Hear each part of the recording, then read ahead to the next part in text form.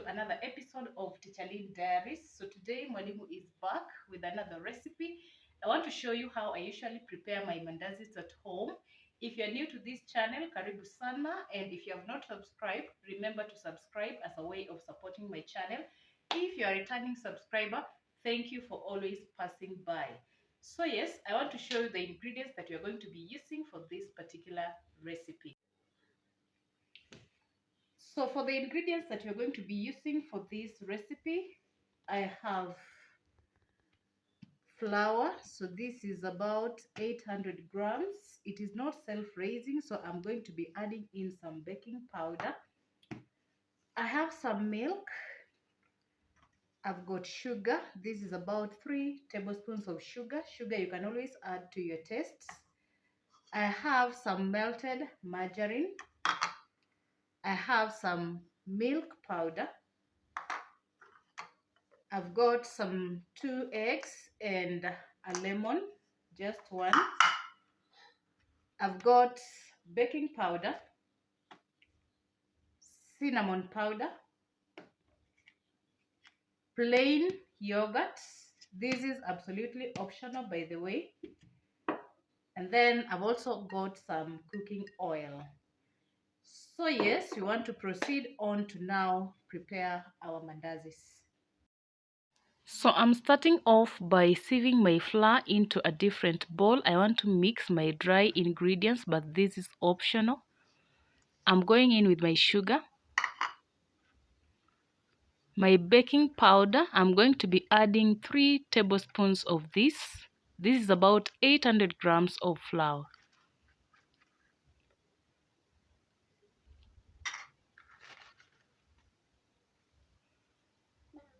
I'm going in with my cinnamon powder, so about half teaspoon. My milk powder.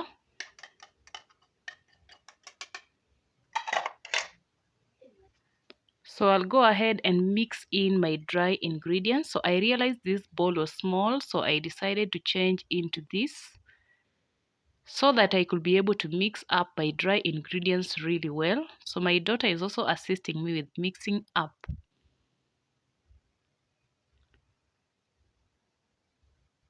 I'm adding in my melted margarine,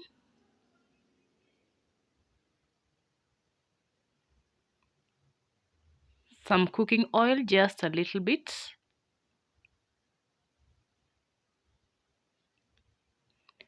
and then of course I'm going in to add my eggs. I'm breaking them separately just in case there is one that is spoiled. I'll then add my egg into my mixture. I'm squeezing in some fresh lemon. And then of course I'll go ahead and just mix everything together. I'll then begin to add in my milk. This I'll be doing in bits as I continue kneading my dough just to ensure that I don't overdo anything. I'll be alternating my milk with this yogurt. I am using plain yogurt, but you can still use flavored.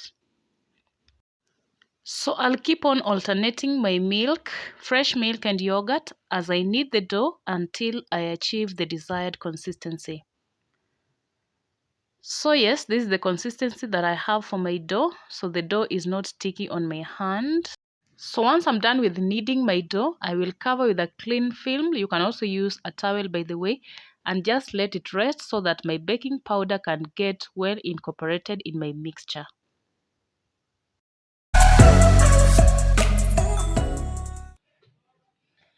So guys, this is after an hour. We have rested this dough for about an hour, and you can see it has actually doubled in size. So this is how it is looking like. It is actually even lighter in weight, an indicator that the baking powder is well cooperated in the dough. So you can see the consistency that we have at this point. So yes, so from here we are now going to put it back to the surface. So you can see our dough is not sticky at all. So that means this is the right consistency. So while on the surface, I will again knead this dough really well for about 5 minutes, and then after which I am going ahead to divide it into portions.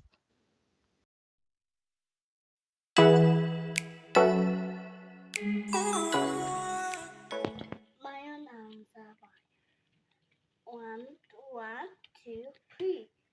What is missing? One, two, three, four, five. So I have already divided my dough into 5 portions. So I have made them into round balls. So at this point, I just want to go and start rolling out my dough. So I am going to show you the process how I normally do it.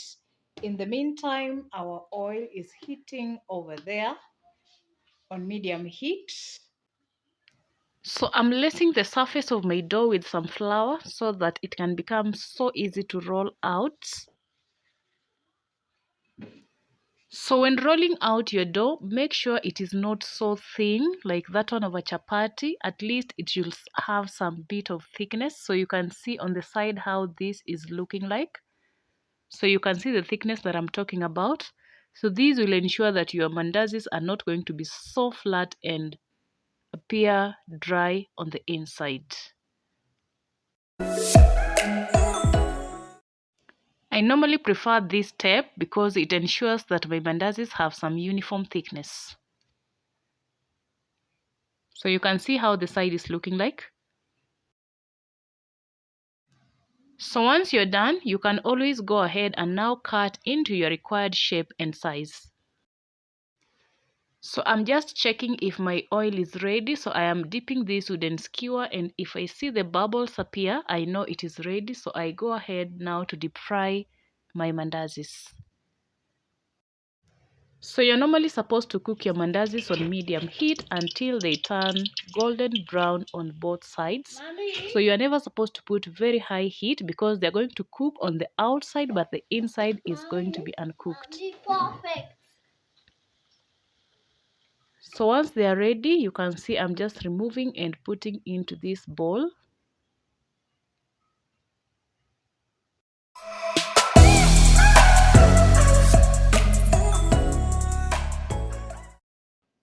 So guys, the final moment that we've been waiting for is right here. Mwalimu is done with cooking. My mandazis are ready, so I just want to show you how they turned out. This is how our mandazis turned out. So I just want to go ahead, give this a taste and let you know how it is. So yes, these are the mandazis. So let me just show you how they look like on the inside. Look at that, guys. So soft on the inside and very crunchy on the outside. So let me just taste this with you.